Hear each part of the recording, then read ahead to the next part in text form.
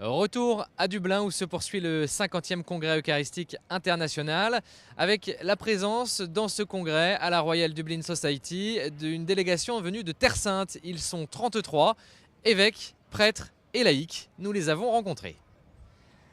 Nous avons été invités tout d'abord par l'Église d'Irlande qui vit un moment difficile de sa vie.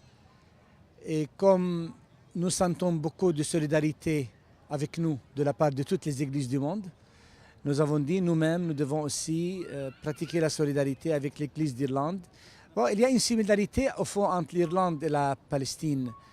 Ici, il y a eu des décades, des siècles de conflits entre le Nord et le Sud, qui a fini par une certaine réconciliation.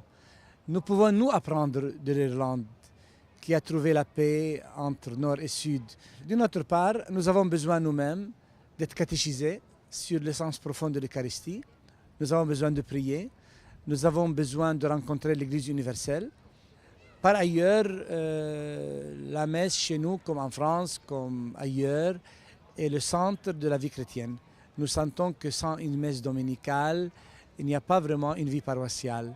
C'est le sommet et la source, comme disait le Concile Vatican II. L'Eucharistie, comme la liturgie, c'est le sommet et la source de la vie chrétienne. Il n'y a pas de vie chrétienne sans Eucharistie. Pour nous, on sait bien que la présence de Jésus dans l'Eucharistie, c'est cette présence-là qui fonde l'Église, qui fait vivre l'Église. Parce que l'Église sans l'Eucharistie ne peut pas vivre. Et l'Eucharistie sans l'Église ne peut pas exister.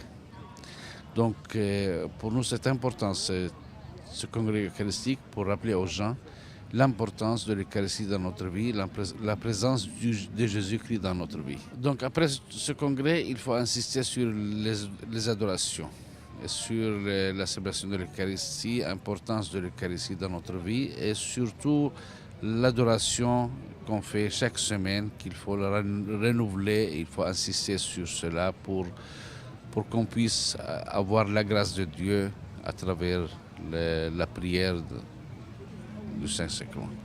Et puis je précise qu'à la tête de cette délégation, il y a bien sûr le patriarche de Jérusalem, Monseigneur Fouad Toual, ici dans le cadre de ce 50e congrès eucharistique international à Dublin. A très vite sur KTO.